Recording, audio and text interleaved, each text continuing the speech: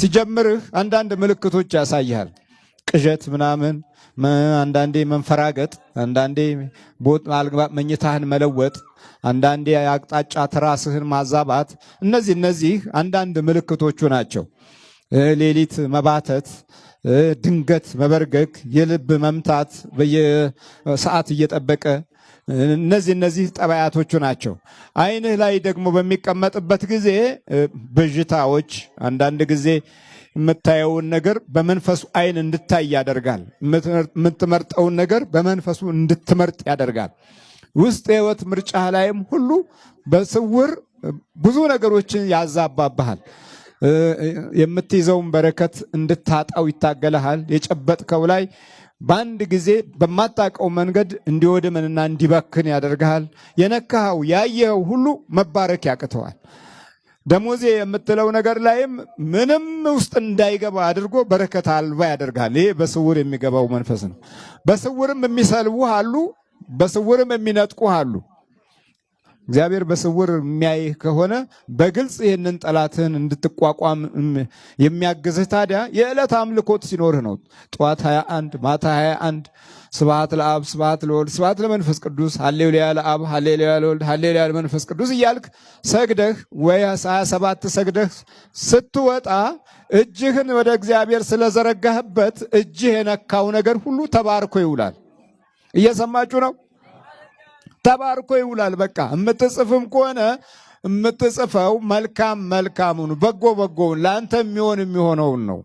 እንዲህ ያላመለክበት እጅና ያልሰገድክበት ጉልበት ሁል ጊዜ በስውር ለሚያይ ጠላት እጅ ውስጥ ይገባል። ማታም ደግሞ ዝም ብለህ መተኛት አይደለም። በስውር ለሚያይባትህ እንደዚሁ ክብር ምስጋና ይግባ ብለህ ሰግደህ በርከክ ብለህ ጸልየህ ቅዱሳንን አመስግነህ የመላእክት እርዳታን ጠይቀህ በስውር ነው የሚያዩት። አንተ የምታየው ዓለማዊውን ነው። እነሱ የሚያዩት ጥልቁንም ከውስጥም ከላይም ከውጭም ነው። አይናቸው ብርሃናዊ አይን ነው። ኤክስሬ እንኳ አለን አይደል? እንደኛ በአቅማችን ይሄው ኤክስሬ አለ አይደል? ስትፈልግ ኩላሊት ስትፈልግ ሳምባህን የሚያያል አይደል? ይሄኛው ይሄ በሰውኛው ነው። ግን ነፍስህን አያይም እሱ፣ ወይም ሰይጣንን አያይም። ሚሊዮን ሰይጣን እያለ ኤክስሬ ውስጥ ብትገባ ሚሊዮን ሰይጣን አይታይም። የሚታየው ያንተ ስጋ ነው። ይሄ ስጋው ብቻ ነው። እና በውስጥ ግን ብዙ ጠላት አለ። ያንን የሚያጠቃልህ በስውር የሚያይባትህ ነው። በስውር የሚያይባትህ በግልጽ ጠላትህን ይዋጋልሃል ማለት ነው። እዚህ የምታየው ሁሉ በስውር የገባ ነው እንጂ ሲገባ እኔ ገብቻለሁ ያለ ሰይጣን የለም። እኔ ያስኩት ያለ የለም። ግን ጸሎት ቤት ካለህ መንበርከኪያና መስገጃ ካለህ ሲገባም ታውቀዋለህ።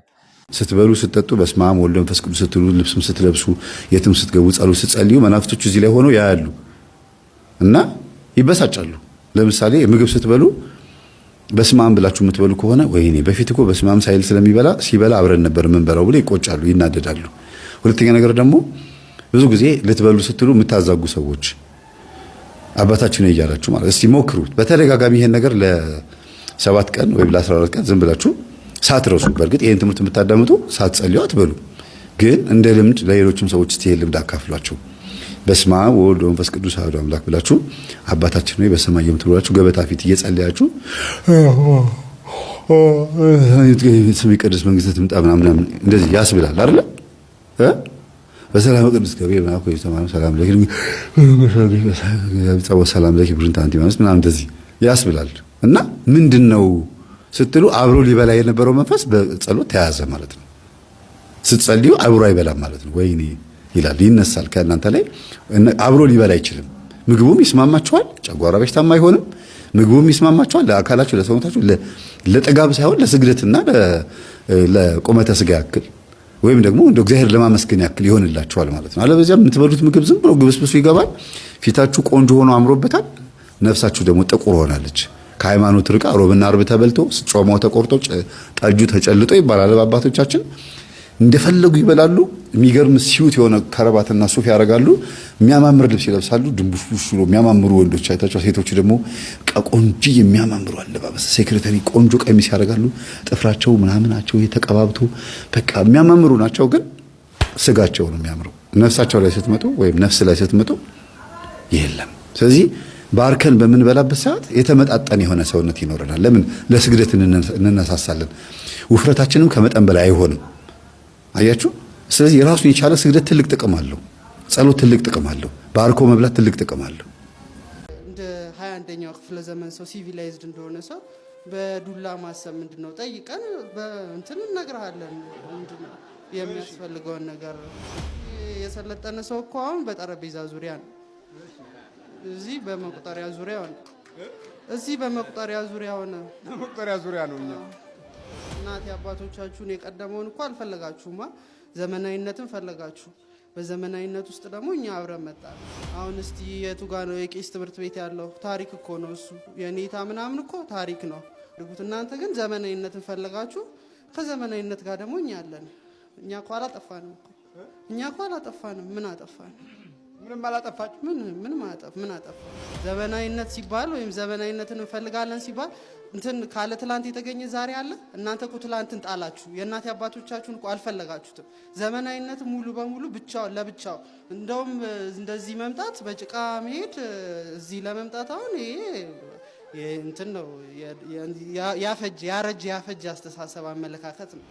ደጋግመህ ስትጠይቅ እሰማለሁ። በዚሁ ልንገርህና ለምንድነው አብረህ የምትወልደው ትላለህ። ሰው ለምንድነው ልጅ የሚወልደው? ዘሩ ሊቀጥል አይደል?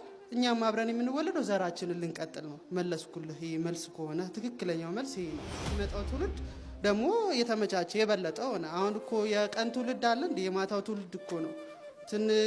አንተ ላትወጣም መሰለኝ እንጂ ከወጣ እኮ ማታ እንትን አገሩ እኮ የሚደምቀው እኮ ማታ ነው።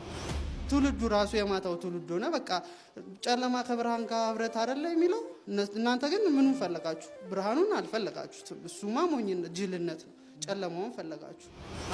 አለመታየት ነው እንደ ሚስጥር አድርገን ጠብቀን እንድንቆይ አድርገን ገብቷል። አሁን እኔን ማን ያኛል? ልጁን እኮ ነው የሚያዩት። ይሄ እኮ ልጁ እኮ ነው። ይሄ እኮ ልጁ ነው። እና በቃ እንትን ሳይንስ ላይ 1 ሲደመር 1 2 ይሆናል ፕሩቭ መደረግ አለበታ። ታይቶ የሚረጋገጥ ነገር ነው እንጂ እንደዚህ ዝም ብሎ ስለተባለ ማን ያምናል? እኔ እንደዚህ አይቼውት አላውቅምና ሁሌ በእነሱ አይን ስለማየት ነው መሰለኝ እንትን የሚያስፈሩ ምናምን ነበረ ሆነው የሚታዩኝና አባ ለካ እንደዚህ ትልቅ አባት የሚያጓጓ አይነት አባት ስታያቸው ደስ የሚሉ ናቸው። ለካ ትላንት ገና አየሁት እዛ ጋር እኔ ነኝ አባ አላልኩት።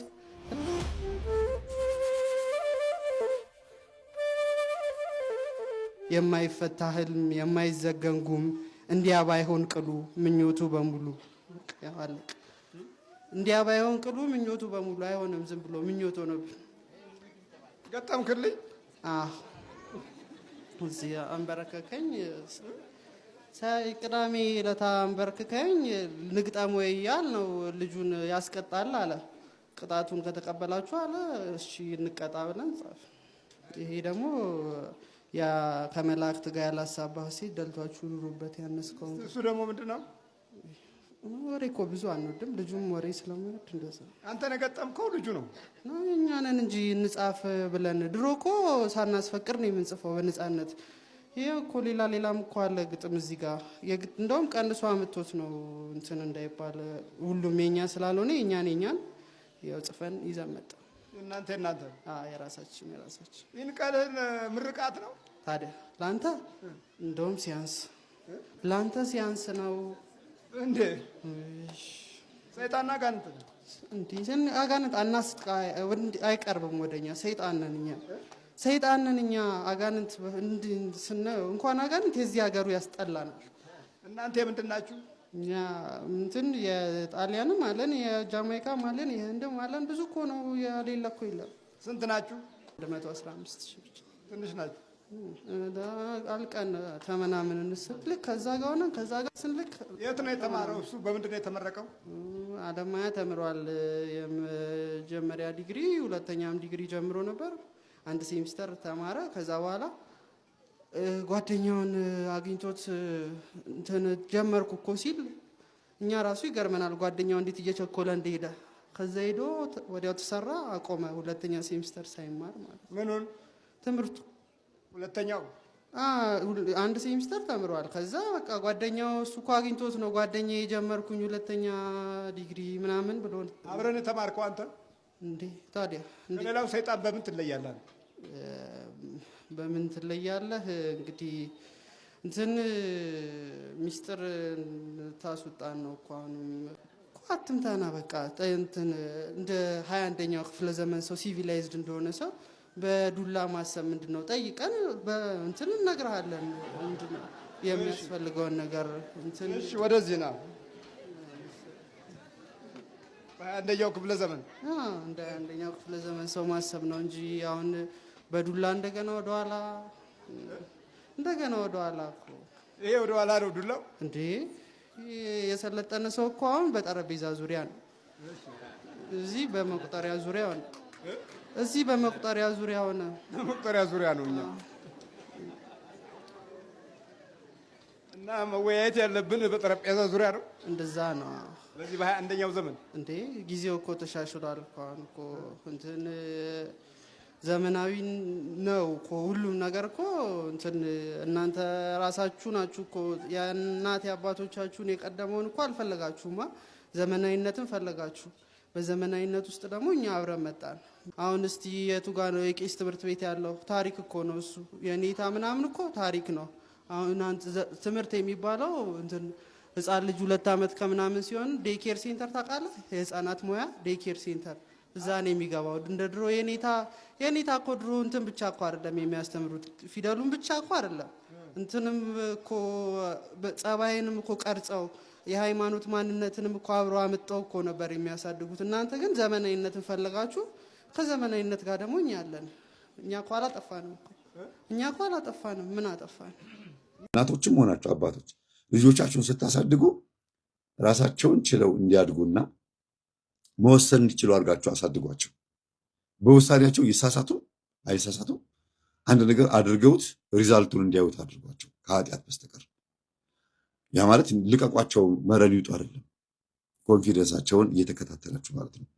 ሌላ ሁለተኛ ነገር ደግሞ እናንተው ራሳችሁ ቤተሰቦች ልጆቻችሁ ለመጥፋት ምክንያት እንዳትሆኑ፣ ለልጆቻችሁ መጥፋት ምክንያት እንዳትሆኑ እባካችሁ እንደው ብትናገሩት ነገር ወቁ።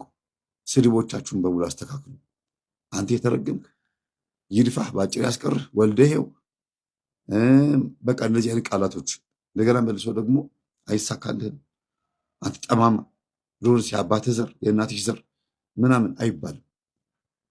ልጆች ይሄን እያዩ እየሰሙ ካደጉ እንዲህ ነኝ ብለው ነው የሚኖሩት፣ እንደተባለው ነኝ ብለው ነው የሚያስቡት። እና እንደው እባካችሁ ብትችሉ ጥሩ ልጆች አደረግን። 10 ከ10 አመጡ፣ አንደኛ ወጡ፣ 12 በማትሪክ 4.3 ፖይንት ምናምን አመጡ የተባለ ጎበዝ እንደሆኑ እንዲነገር ብቻ 1 ዓመት ሙሉ እንዴት እንደሚደክሙ ማሰብ፣ ያንን ብቻ አይደለም ማሰብ ያለባችሁ። ከዛስ በኋላ የሚለውን ነው። ከዛስ በኋላ ጤንነታቸውስ እንዴት ነው? ይሄን ሁሉ ሳስጨንቃቸው ልጆቼን ወይም ደግሞ ይሄን ሁሉ ሳሰራቸው ክረምት የለ በጋ የለ እንደገና ከትምህርት ቤት ሲመጡ 9 ሰዓት ላይ ከክላስ ይወጡና እንደገና ደግሞ በኋላ ምን አለ ማጠናከሪያ ትምህርት። ለልጆች የቤተሰብ ነፃነት በተወሰነ መልኩ ያስፈልጋል። ልጆች በራሳቸው አቅም ደስ ብሏቸው ነፃ ሆነው ክሬት የማድረግ የመፍጠር አንድ ነገር ከራሳቸው አፍልቀው የመናገር አቅማቸውን ማየት ሁሉ አለባቸው። አለበዚያ ነገ ወንዱ ልጅሽ ወይም ወንዱ ልጅሽ አግብቶ ሄዶ እናቱ እቤት ድረስ መጣ ሚስትየዋን ይሄን አጊለት ይሄን ነው የሚወደው እንደዚህ አጊለት እያለች ጭራሽ አብራ መኖር የምትጀምርበት ሁኔታ ነው የሚፈጠረው። የአንዳንድ ወንዶች እናት እቤት ድረስ ተከትላ ትመጣለች። እሱ እኮ ይሄን አይወድም፣ ይሄ ልብስ አይወድም፣ ልብሱ እንደዚህ አጊለት። እናት አብራ ከሚስት ጋር መዳረቅ ነው የሚሆነው። ለምን? መጀመሪያ ቤት ውስጥ እንዴት እንደኖረ ታውቃለች። ደካማና ጠንካራ ጎኑ ወይ ለሚስቱ ነግራ አንቺም እናት ሁኚ ብላ መክራ ሚስቱን አቅርባ እናትየዋ አታይ ሚስትየዋንም ትወጋታለች በነገር እናትየዋ ትጮህባታለች፣ ለልጇ ታደላለች። መሆን የነበረበት ለሚስትየዋ ነው። እናትየዋ ሚስትየዋን ከተንከባከበች፣ ሚስትየዋን ከወደደቻት፣ ካቀረበቻት ልጇ ጤነኛ ይሆናል። እና ልጆች ኮንፊደንስ ኖሯቸው ካላደጉ በተለይ ወንዶች ላይ ነው። ሴቶች ላይ ደግሞ የሚፈጠረው ምንድነው? ሙያ ሳይኖራት የሆነ በቃ ብቻ ጥሩ ባልሆነ መንገድ ካደገች፣ ሙያ ቢኖራትም ባህሪዋ ጸባይዋ ጥሩ ካልሆነ ትዳር ከያዘች በኋላ የቤት ሰራተኛ ዓመት ሙሉ ስትቀያየር ነው የምትሆነው። አመሏ ጸባይዋ አይመች።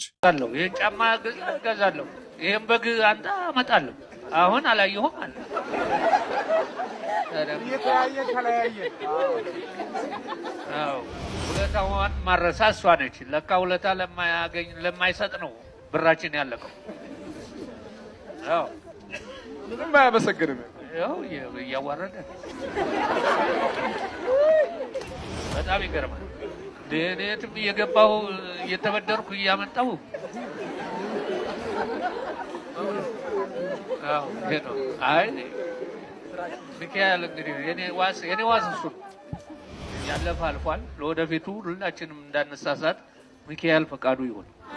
አዎ ተሳሳት ነው ተሳስተናል። አዲ ነው ግን በጣም እንጂ በጣም እንዲህ አይነት ሁኔታ ያለ ህዝብ አያድግም።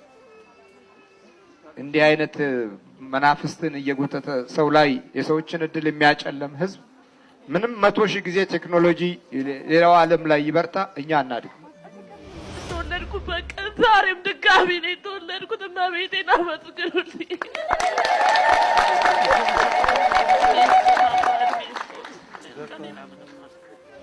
እኔን ያየ ይቀጣል ከዚህ ወዲያ እውነት። እኛም አሁን ተሳስተናል፣ ከስተት ወደዚህ መልሶናል እግዚአብሔር። አንድ ነገር አንድ ዘለላ ጣል አድርግ። ምንድነው እሱ? እባካችሁን እህትና ወንድማማቾች በእግዚአብሔር አብራችሁ በምትኖሩበት ሰዓት ለእናታችሁም ለአባታችሁም ጸሎት እያደረጋችሁ ግን ህይወታችሁን አድኑ። በቃ ህይወታችሁ ከንቱ የሆነው ከዛር ነው። ደጋግሜ ሁሌ የምናገረው ሁሌ ነው የምጮኸው። የቤተሰብ ዛር ነው እየተወራረሰ መጥቶ ከንቱ የሚያደርገው። መተቱንም የሚጠራው የሰው ዓይንም ቡዳውንም ምኑንም የሚጠራው ዛር ነው። ኮተቱን ትዳር የሚያፋታው አስመሳይ የሚያደርገው ዛር ነው። በተዘዋዋሪ መንገድ ዛሩ ሆነ ኮከብ ተብሎ የሚጠራው ነውና እባካችሁን ቤተሰቦች ራሳችሁን አድኑ። ምንም የምጨምረው ምክር የለም። እንግዲህ ቆንጂት አንቺ የዚህ ግቢ መድኃኒት የሆንሽው ልጅ ተከራይ ሆነሽ የገባሽው መቼም በተከራዮች ብዙ ነው ያመጣሁትና እግዚአብሔር ጸጋውን ያብዛልሽ። በአንቺ ጸሎት ክፍል ብዙ ሰው ድኗል። መጀመሪያ ልጅቷ፣ ቀጥሎ ወንድሟ፣ ከዛ በኋላ ይሄ አስማተኛ ሰው፣ አንቺም ራስሽ በዛ ክፍል ድነሻል። ተከራዮቹም ጭምር እዛም እየመጡ ጸልየው እንደነበረ ሰምቻለሁ። ይሄን ታሪክ ሲሰሙ የተባረክሽ ነሽ። እግዚአብሔር እውነት ባርኮ ነው አንቺን ከመጀመሪያ ጀምሮ ያስቀመጠሽ። ለዚህ ልጅ ነው የተቀመጥሽው። እድለኛ ነህ ወንድማችን። አንተ ለእሷ ነው የተዘጋጀው ሳይሆን እሷ ለአንተ ነው የተዘጋጀችው። መዳኛህ ናት፣ መውጫህ ናት። ከሆነ ነገር የምትወጣበት በቃ ከታፈንክበት ነገር መውጫህ ናትና ጸጋውን ያብዛልሽ። እግዚአብሔር ይስጥሽ። ተባረኪ። ደፋርም አይደለሽም፣ ፈሪም አይደለሽም። ዝምተኛነትሽ በራሱ ትልቅ ዋጋ ሰጥቷል። ለምን? እኔ ዝምተኛ ስለሆንኩኝ ብዙ ተናግሬ ማሳመን ስለማችል እንግዲህ አዳምጡት። በቃ በተግባር እስቲ እዩትና ከዛ በኋላ የሚሰማችሁን ስሜት እናወራበት ነው ያልሽው። አውቃለሁ ብለሽ እንኳን አልቸኮልሽም። ሰምቻለሁ ብለሽ እንኳን አልተጣደፍሽም፣ አልተንቀለቀልሽም። እና እንዲህ አይነት ስብዕና ያላችሁ ሰዎች እግዚአብሔር ሲሰራባችሁ ነው ማየው። ምላስ፣ አንደበት ወይም ደግሞ ቃላት ምናምን ጥምረት የሌለባቸው ግን ሲያሸንፉ ያለው ብዙ ጊዜ እንናገራለን፣ እናውቃለን፣ አንብበናል ብለን የምናስብ ሰዎች እንጂ ቅንጣት ሰው ማትረፍ አንችልም። በጣም ይምንት በቃ ምንም የማያውቁ የሚባሉ ግን ብዙ ስራ ሲሰሩ ያለው እግዚአብሔር መንፈሱ ካለ ስለምትናገሩት ነገር አትጨነቁ የሚለው ይሄን ነው። ማቴዎስ ወንጌል በዚህ አጋጣሚ ምዕራፍ 5 ምዕራፍ 6 ምዕራፍ 7ን አንብቡት። አንቀጸ ብፁዓን ማለት ነው። በሸንጎ ፊት ስትቀርቡ ስለኔ ሲከሷችሁ ስለምትናገሩት ነገር አትጨነቁ፣ በእናንተ ውስጥ ያለው እሱ የእግዚአብሔር መንፈስ ይናገራልና የተባለው። ስለዚህ እግዚአብሔር እንኳንም አንቺን ተከራይ አድርጎ እዛ ቤት አመጣሽ። ሰላሙ ነው። ዳሞ ወዴት ነህ ያልከኝ፣ በፍቅር ድምፅ ፈለከኝ። አልብሰኝ ነጩን ልብስ፣ እወድሃለሁ ኢየሱስ፣ አከብረሃለሁ ክርስቶስ።